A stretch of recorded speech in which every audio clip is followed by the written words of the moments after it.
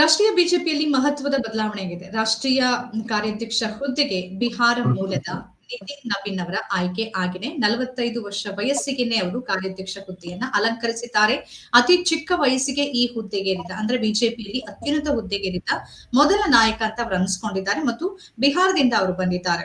ಈಗ ಕೇಳಿ ಬರ್ತಿರುವ ರಾಜಕೀಯ ವಿಶ್ಲೇಷಣೆ ಮತ್ತು ಮಾಹಿತಿಗಳ ಪ್ರಕಾರವಾಗಿ ಮುಂದಿನ ರಾಷ್ಟ್ರಾಧ್ಯಕ್ಷರು ಅವರೇ ಆಗ್ಲಿದ್ದಾರೆ. ಅದಕ್ಕೆ ಈಗ ಒಂದು ತಾಲೀಮಿನ ರೀತಿಯಲ್ಲಿ ಕಾರ್ಯಾಧ್ಯಕ್ಷರನ್ನಾಗಿ ಅವರನ್ನ ನೇಮಕ ಮಾಡಲಾಗಿದೆ ಅಂತ. ಈ ಮೂಲಕ ಬಿಜೆಪಿ ಒಂದು ಅಂದ್ರೆ ಒಂದೇ ಕಲ್ನಲ್ಲಿ ಎರಡು ಹಕ್ಕಿಯನ್ನು ಹೊಡೆದು ಕೊಟ್ಟಿದೆ. ಒಂದ್ ಕಡೆಯಲ್ಲಿ ಒಂದ್ ವೇಳೆ ಏನಾದ್ರೂ ಅವರು ಈ ರಾಷ್ಟ್ರಾಧ್ಯಕ್ಷ ಸ್ಥಾನಕ್ಕೆ ಏರಿದ್ದೇ ಆದ್ರೆ ಬಿಹಾರ ಮೂಲದಿಂದ ಬಂದಂತ ಮೊದಲಿಗೆ ಆಗ್ತಾರೆ. ಬಿಹಾರವನ್ನ ರೆಪ್ರೆಸೆಂಟ್ ಮಾಡ್ತಾರೆ. ಬಿಹಾರದಲ್ಲಿ ಏಕಾಂಗಿಯಾಗಿ ಅಧಿಕಾರಕ್ಕೆ ಏರಬೇಕು ಅನ್ನೋದು ಬಿಜೆಪಿಯ ಬಹಳ ಆಸೆ. ಅದು ಬಹಳ ಪ್ರಮುಖ ಕೂಡ ರಾಜಕೀಯವಾಗಿ. ಈಗ ಏನೇ ಆದ್ರೂ ಕೂಡ ನಿತೀಶ್ ಕುಮಾರ್ ಅವರನ್ನ ಬಿಟ್ಟು ಹೋಗೋದಕ್ಕಾಗ್ತಿಲ್ಲ. ಹಾಗಾಗಿ ಆ ಭಾಗದಿಂದ ಅತಿ ಕಿರಿಯ ವಯಸ್ಸಿಗೆ ಒಬ್ಬನಿಗೆ ರಾಷ್ಟ್ರೀಯ ಅಧ್ಯಕ್ಷರ ಹುದ್ದೆಯನ್ನ ಕೊಟ್ರೆ ಅದು ಬಹಳ ಪರಿಣಾಮವನ್ನ ಬೀರ್ಬೋದು. ಈ ದೂರಾಲೋಚನೆ ಬಿಜೆಪಿಗೆ ಇದ್ದಂತೆ ಕಾಣಿಸ್ತಿದೆ. ಈಗಾಗಲೇ ಜೆ.ಪಿ. ನಡ್ಡಾ ಅವರ ಅಧಿಕಾರಾವಧಿ 2024ಕ್ಕೆ ಮುಗಿದು ಹೋಗಿದೆ. ಅವರು ಕೇಂದ್ರ ಆರೋಗ್ಯ ಸಚಿವರಾಗಿನೂ ಕೆಲಸ ಮಾಡ್ತಿರೋದ್ರಿಂದ ಅವರನ್ನ ಆ ಹುದ್ದೆಯಿಂದ ತೆರವು ಮಾಡಬೇಕಾಗತ್ತೆ. ಆ ಹುದ್ದೆಗೆ ಈಗ ನಿತಿನ್ ನವೀನ್ ಅವರೇ ಬರ್ತಾರೆ ಅನ್ನೋ ಮಾಹಿತಿಗಳು ಕೇಳಿ ಬರ್ತಾ ಇದೆ. ಈ ಬಗ್ಗೆ ಏನು ತಮ್ಮ ಪಾಯಿಂಟ್ ಆಫ್ ವ್ಯೂ? ಅತಿ ಕಿರಿಯ ವಯಸ್ಸು, ಅವರ ತಂದೆ ನಿಧನದ ನಂತರ ಬಿಹಾರ ರಾಜಕೀಯದಲ್ಲಿ ಸಿಕ್ಕಿಂ ಚುನಾವಣೆ ಉಸ್ತುವಾರಿ ಈ ತರದ ಬೇರೆ ಬೇರೆಯನ್ನ ಮಾಡಿದ್ದಾರೆ, ಇಲ್ಲ ಅಂತಲ್ಲ. ಆದ್ರೆ ರಾಷ್ಟ್ರೀಯ ಮಟ್ಟಕ್ಕೆ ಕರ್ಕೊಂಡು ಬರೋದ್ರ ಹಿಂದಿನ ಬಿಜೆಪಿಯ ಯೋಜನೆ ಮತ್ತು ತಂತ್ರಗಾರಿಕೆ ಏನಿದೆ ಅಂತ ತಮಗನ್ಸುತ್ತೆ? ಒಟ್ಟಾರೆಯಾಗಿ ಇದ್ರ ಬಗ್ಗೆ ತಮ್ಮ ಪಾಯಿಂಟ್ ಆಫ್ ವ್ಯೂ ಏನು? ನನಗೆ ಕುತೂಹಲ ಅನ್ಸೋದು, ಬಿಜೆಪಿಯ ಸಂವಿಧಾನದಲ್ಲಿ ಆಕ್ಚುಲಿ ಕಾರ್ಯಾಧ್ಯಕ್ಷ ಹುದ್ದೆ ಇಲ್ಲ. ಜೆ.ಪಿ. ನಡ್ಡಾ ಅವರು ಮೊಟ್ಟ ಮೊದಲ ಕಾರ್ಯಾಧ್ಯಕ್ಷರಾಗಿದ್ರು. ಆ ಸಂದರ್ಭದಲ್ಲಿ ಅಮಿತ್ ಶಾ ಅಧ್ಯಕ್ಷರಾಗಿದ್ರು. ನಂತರ ಜೆ.ಪಿ. ನಡ್ಡಾ ಅವರೇ ಅಧ್ಯಕ್ಷರಾದ್ರು. ಈಗ ಜೆ.ಪಿ. ನಡ್ಡಾ ಅವರ ಅಧ್ಯಕ್ಷರಾಗಿದ್ದಾರೆ. ನಿತಿನ್ ನವೀನ್ ಅವ್ರನ್ನ ಕಾರ್ಯಾಧ್ಯಕ್ಷರನ್ನಾಗಿ ಈಗ ಬಿಜೆಪಿ ನೇಮಕ ಮಾಡಿದೆ. ಹಿರಿಯ ವಯಸ್ಸಿನ ಒಬ್ಬ ಶಾಸಕ, ಲೋಕೋಪಯೋಗಿ ಸಚಿವ ಬಿಹಾರ ಸರ್ಕಾರದಲ್ಲಿ. ಬಹುಶಃ ಬಿಜೆಪಿ ಈ ರೀತಿ ಯೋಚನೆ ಮಾಡ್ತಾ ಇದೆಯಾ ಅಂತ. ಏನು ನಿತಿನ್ ಗಡ್ಕರಿ 52ನೇ ವಯಸ್ಸಿನಲ್ಲಿ ತುಂಬಾ ಕಿರಿಯ ವಯಸ್ಸಿನ ಒಬ್ಬ ರಾಷ್ಟ್ರಾಧ್ಯಕ್ಷ ಅಂತ ಆಗಿದ್ರು. ಈಗ ಅದಕ್ಕಿಂತ ಕಡಿಮೆ ವಯಸ್ಸಿನ ರಾಷ್ಟ್ರಾಧ್ಯಕ್ಷರನ್ನ ನೇಮಕ ಮಾಡಿ, ಅಂದ್ರೆ ಈಗ ಅವ್ರು ಕಾರ್ಯಾಧ್ಯಕ್ಷರಾಗಿದ್ದಾರೆ. ಹಿಂದಿನ ಏನು ನಡ್ಡಾ ಅವರು ಕಾರ್ಯಾಧ್ಯಕ್ಷರಾಗಿ ರಾಷ್ಟ್ರೀಯ ಅಧ್ಯಕ್ಷರಾಗಿದ್ರು, ಅದನ್ನ ನೋಡಿದ್ರೆ ಬಹುಶಃ ಇವರು ರಾಷ್ಟ್ರೀಯ ಅಧ್ಯಕ್ಷರಾಗ್ತಾರೆ ಅಂತಾನೆ ನಿರೀಕ್ಷೆಯನ್ನ ಮಾಡಬಹುದು. ಹಿರಿಯ ವಯಸ್ಸಿನ ಒಬ್ಬ ವ್ಯಕ್ತಿಗೆ ನಾವು ರಾಷ್ಟ್ರದ ಅಧ್ಯಕ್ಷ ಸ್ಥಾನದ ಜವಾಬ್ದಾರಿಯನ್ನ ಕೊಟ್ಟು ನಾವು ಕಾರ್ಯಕರ್ತರಿಗೆ ಅವಕಾಶ ಮಾಡ್ಕೊಡ್ತೀವಿ ಅಂತ ಪದೇ ಪದೇ ಹೇಳ್ತಾರಲ್ಲ, ಅಂತ ಒಂದು ಟ್ರಂಪ್ ಕಾರ್ಡ್ ಅನ್ನ ಮತ್ತೆ ಬಿಜೆಪಿ ತೋರಿಸ್ತಾ ಇದೆ. ಕಿರಿಯ ವಯಸ್ಸಿನವರಿಗೆ ನಾವು ದೊಡ್ಡ ಜವಾಬ್ದಾರಿಯನ್ನ ಕೊಡ್ತೀವಿ ಅಂತ ಹೇಳಿ, ಪಕ್ಷದ ರಾಷ್ಟ್ರಾಧ್ಯಕ್ಷ ಸ್ಥಾನವನ್ನ ಕೊಡ್ತೀವಿ ಅಂತ ಹೇಳಿ. ಮತ್ತೆ ಇನ್ನೊಂದು ಪಾಯಿಂಟ್, ನೀವ್ ಹೇಳಿದ ರೀತಿನಲ್ಲಿ ಬಿಹಾರದಲ್ಲಿ ಈಗ ಅಧಿಕಾರಕ್ಕೆ ಸ್ವತಂತ್ರವಾಗಿ ಬರ್ಲಿಕ್ಕೆ ಸಾಧ್ಯ ಆಗಿಲ್ಲ. ಅಲ್ಲೊಂದ್ ರೀತಿ ಜೆಡಿಯು ನಿತಿನ್ ಅವರ ಒಂದು ಬಿಗಿ ಮುಷ್ಟಿಯಲ್ಲಿ ಆ ರಾಜ್ಯ ಇದೆ. ಹಾಗಾಗಿ ಆ ರಾಜ್ಯದ ಒಬ್ಬ ನಾಯಕನನ್ನ ತೆಗೆದುಕೊಂಡು ಬಂದು ರಾಷ್ಟ್ರೀಯ ಅಧ್ಯಕ್ಷ ಸ್ಥಾನಮಾನವನ್ನ ಅವರಿಗೆ ಕೊಡ್ತೀವಿ ಅಂತ ಅಂದ್ರೆ ಆ ಮೂಲಕ ಪಕ್ಷ ಅಲ್ಲಿ ಮತ್ತೊಮ್ಮೆ ಬಿಹಾರವನ್ನ ಮುಂದಿನ ದಿನಗಳಲ್ಲಾದ್ರೂ ಸಹ ಒಬ್ಬ ಪ್ರಭಾವಿ ನಾಯಕ ರಾಜ್ಯದಲ್ಲಿದ್ರೆ ಮತ್ತೊಂದಿಷ್ಟು ಓಟ್ಗಳನ್ನ ಕೇಂದ್ರೀಕರಿಸಲಿಕ್ಕೆ, ಮತ್ತೊಂದಿಷ್ಟು ನಾಯಕತ್ವನ ಬೆಳೆಸಲಿಕ್ಕೆ ಅನುಕೂಲ ಆಗುತ್ತೆ ಅಂತಕ್ಕಂತ ಒಂದು ಅಂಶವೂ ಸಹ ಇಲ್ಲಿ ಕಾಣ್ತಾ ಇದೆ.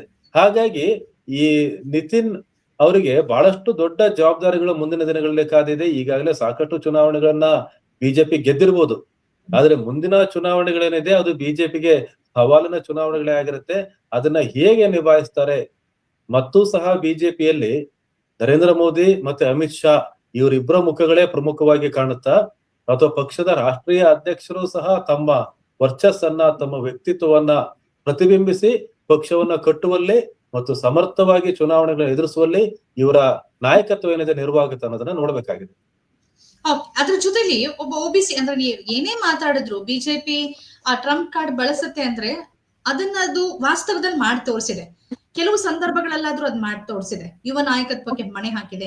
ಪಕ್ಷದ ನಿಜವಾದ ಕಾರ್ಯಕರ್ತರಿಗೆ ಅಚ್ಚರಿ ರೂಪದಲ್ಲಿ ಟಿಕೆಟ್ ಕೊಟ್ಟಿದೆ. ಕರ್ನಾಟಕದಲ್ಲೇ ತಗೋಬಹುದು ನಾವು ಅಥವಾ ಇಡೀ ದೇಶದಾದ್ಯಂತ ಮುಖ್ಯಮಂತ್ರಿ ಹುದ್ದೆಯನ್ನ ಹಾಕಿ ಕೊಟ್ಟಿದೆ. ಈಗ ಅದರ ವೋಟ್ ಬ್ಯಾಂಕ್ ಅಲ್ಲ ಅನ್ನುವ ಒಬಿಸಿ, ದಲಿತ್, ಈ ಅಲ್ಪಸಂಖ್ಯಾತರನ್ನ ನಾನು ತಗೊಳ್ಳೋದಿಲ್ಲ. ಇವರನ್ನ ಸೆಳೆಯೋದಕ್ಕೆ ಮತ್ತು ಅವರನ್ನ ತನ್ನ ಜೊತೆಗೆ ಕರ್ಕೊಂಡು ಹೋಗೋದಕ್ಕೆ ಏನ್ ರಾಜಕೀಯ ಒಂದು ನಿರ್ಧಾರಗಳನ್ನ ತಗೋಬೇಕು, ಆ ಎಲ್ಲಾ ನಿರ್ಧಾರಗಳನ್ನ ಮಧ್ಯಪ್ರದೇಶ ತಗೊಳ್ಳಿ, ರಾಜಸ್ಥಾನ್ ತಗೊಳ್ಳಿ, ಛತ್ತೀಸ್ಗಢ ತಗೊಳ್ಳಿ, ಎಲ್ಲಾ ಕಡೆ ತಗೊಂಡ್ ಬಂದಿದೆ. ಅದೇ ತರದ ನಿರ್ಧಾರವನ್ನ ಇಲ್ಲಿ ತಗೋತಿದೆ. RSS ಬ್ಯಾಕ್ ಗ್ರೌಂಡ್ ಇಲ್ಲ ನಿತಿನ್ ನಬೀನ್ ಅವರಿಗೆ, ಅಥವಾ ಜಾತಿಯ ಬ್ಯಾಕ್ ಗ್ರೌಂಡ್ ಇಲ್ಲ. ಈ ಎಲ್ಲ ಇಲ್ಲದೆ ಒಬ್ಬನನ್ನ ತರ್ತಾನೆ ಅಂತಂದ್ರೆ ಅದಕ್ಕೂ ಕೂಡ ಒಂದು ಇಚ್ಛಾಶಕ್ತಿ ಬೇಕಾಗಲ್ವಾ ರಾಜಕೀಯವಾಗಿ ನೋಡಿದ್ರೆ? ಹೌದು, ಬಿಜೆಪಿಯಲ್ಲಿ ಬಿಹಾರದಲ್ಲಿ ಈ ಜಾತಿ ರಾಜಕಾರಣವೇ ಬಹಳ ಪ್ರಮುಖವಾದ ರಾಜಕಾರಣ ಆಗಿದೆ. ಹಾಗಾಗಿ ಮುಂದಿನ ದಿನಗಳಲ್ಲಿ ಬಿಹಾರದಲ್ಲಿ ಅವ್ರು ಏನಾದ್ರು ಗೆಲ್ಲಬೇಕು ಅಂತ ಅಂದ್ರೆ ಇಡೀ ರಾಜ್ಯದಲ್ಲಿ ಬಿಜೆಪಿ ಮತ್ತೆ ಅಧಿಕಾರಕ್ಕೆ ಬರಬೇಕು ಅಂತ ಅಂದ್ರೆ ಈ ರೀತಿಯಾದಂತ ಒಂದು ಜಾತಿಯ ಒಂದು ಕಾರ್ಡ್ ಅನ್ನ ಬಳಸೋದು ಬಹಳ ಮುಖ್ಯವಾಗಿದೆ. ಈ ನಿಟ್ಟಿನಲ್ಲೂ ಸಹ ಈ ಕ್ರಮವನ್ನ ಬಿಜೆಪಿ ತೆಗೆದುಕೊಂಡಿರ್ಬೋದು. ಹಾಗಾಗಿ ಎಲ್ಲಾ ಸಂದರ್ಭದಲ್ಲೂ ಸಹ ಬಿಜೆಪಿ ಬಹಳ ಚುನಾವಣಾ ತಂತ್ರಗಾರಿಕೆನಲ್ಲಿ ಬಹಳ ಆಳವಾಗಿನೇ ಯೋಚನೆ ಮಾಡ್ತಾರೆ. ಹಾಗಾಗಿ ಈಗ ಏನ್ ಹೊಸದಾಗಿ ಕಾರ್ಯಾಧ್ಯಕ್ಷರ ನೇಮಕ ಮಾಡಿದ್ದಾರೆ, ಇದು ಸಹ ಆ ತಂತ್ರಗಾರಿಕೆಯ ಒಂದು ಭಾಗ ಅನ್ನೋದ್ರಲ್ಲಿ ಯಾವುದೇ ಅನುಮಾನ ಇಲ್ಲ. ಕೇವಲ ಉತ್ತರ ಭಾರತ ಮಾತ್ರ ಅಲ್ಲ, ಬೇರೆ ದಕ್ಷಿಣ ಭಾರತಗಳಲ್ಲಾಗಿರ್ಬೋದು ಅಥವಾ ಮಧ್ಯ ಭಾಗದಲ್ಲಿರ್ತಕ್ಕಂಥ ರಾಜ್ಯಗಳಲ್ಲಾಗಿರ್ಬೋದು, ಇವರ ನೇಮಕ, ಇವರು ಹಿಂದುಳಿದ ವರ್ಗಕ್ಕೆ ಸೇರಿದವರು, ಆ ಕಾರಣಕ್ಕಾಗಿ ಅವರು ರಾಷ್ಟ್ರಾಧ್ಯಕ್ಷರನ್ನು ನೇಮಕ ಮಾಡಿದ್ರೆ ಅಂತಕ್ಕಂಥ ಅಂಶ ಏನಿದೆ ಅದು ಬೇರೆ ರಾಜ್ಯಗಳಲ್ಲೂ ವರ್ಕೌಟ್ ಆಗುತ್ತಾ ಅನ್ನೋದನ್ನ ನೋಡ್ಬೇಕಾಗಿದೆ. ಕೇವಲ ಇದೊಂದು ಮಾತ್ರ ಸಾಧ್ಯ ಆಗೋದಿಲ್ಲ ಚುನಾವಣೆನ ಗೆಲ್ಲಿಕ್ಕೆ. ಬಿಹಾರದಲ್ಲಿ ಯಾವ ರೀತಿ ಆಗುತ್ತೋ ಗೊತ್ತಿಲ್ಲ, ಯಾಕಂದ್ರೆ ಅಲ್ಲಿ ಜೆಡಿಯು ಅಲ್ಲಿ ಪ್ರಬಲವಾಗಿರೋದ್ರಿಂದ, ನಿತೀಶ್ ಅವರು ಪ್ರಬಲವಾಗಿರೋದ್ರಿಂದ, ಅವರು ಸ್ವಲ್ಪ ಒಂದು ಜಾತಿಯ ನಾಯಕರಾಗಿರೋದ್ರಿಂದ ಅಲ್ಲಿ ಹೇಗೆ ವರ್ಕೌಟ್ ಆಗುತ್ತೆ ಅಂತ ಹೇಳಲಿಕ್ಕೆ ಆಗೋದಿಲ್ಲ. ಆದ್ರೆ ಒಂದು ದೂರಾಲೋಚನೆ ಅಂತೂ ಬಿಜೆಪಿಗೆ ಇದೆ. ಇವರ ನೇಮಕ ಮಾಡೋದ್ರ ಮೂಲಕ ಒಂದು ಜಾತಿಯ ಹಿಂದುಳಿದ ವರ್ಗದ ಜಾತಿಯ ಒಬ್ಬ ವ್ಯಕ್ತಿಗೆ ಅವಕಾಶವನ್ನು ಕೊಡೋದ್ರ ಮೂಲಕ ನಾವು ಬೇರೆ ತರದ ಪಕ್ಷ, ನಮ್ದು ಬೇರೆ ತರದ ರಾಜಕಾರಣವನ್ನ ನಾವು ಮಾಡ್ತೀವಿ ಅನ್ನೋದನ್ನ ತೋರಿಸ್ಲಿಕ್ಕೆ ಇರ್ತಕ್ಕಂಥ ಅವಕಾಶವನ್ನು ಬಳಸ್ಕೊಂಡಿದೆ. ಇಂಥ ಯಾವ ಅವಕಾಶವನ್ನು ಸಹ ಬಿಜೆಪಿ ಮಿಸ್ ಮಾಡೋದಿಲ್ಲ, ಯಾವುದೇ ಸಂದರ್ಭದಲ್ಲೂ ಸಹ ಮಿಸ್ ಮಾಡೋದಿಲ್ಲ. ಆದ್ರೆ ಇಲ್ಲಿರ್ತಕ್ಕಂಥ ಪ್ರಮುಖ ಅಂಶ, ಅವ್ರನ್ನೇ ಮಾಡ್ಲಿ, ಅವರೇ ರಾಷ್ಟ್ರಾಧ್ಯಕ್ಷರಾಗ್ಲಿ, ಆದ್ರೆ ಅವರು ಸ್ವಂತ ವರ್ಚಸ್ಸನ್ನ ಬೆಳೆಸ್ಕೊಂಡು ಸಮಾನಾಂತರ ನಾಯಕರನ್ನಾಗಿ ಬೆಳಿಲಿಕ್ಕೆ RSS ಆಗ್ಲಿ ಬಿಜೆಪಿ ಆಗ್ಲಿ ಅವಕಾಶ ಕೊಡುತ್ತಾ ಅನ್ನೋದನ್ನ ನಿಜವಾಗ್ಲೂ ಕಾದ್ ನೋಡ್ಬೇಕಾಗಿದೆ. ಓಕೆ, ಇದಕ್ಕೆ ಸ್ವಲ್ಪ ಕಾಲುವೆ ಉತ್ತರ ಹೇಳ್ಬೇಕಾಗತ್ತೆ ಕೆಲವು ಪ್ರಶ್ನೆಗಳಿಗೆ, ಅದಕ್ಕೆ ಕಾದ್ ನೋಡೋಣ.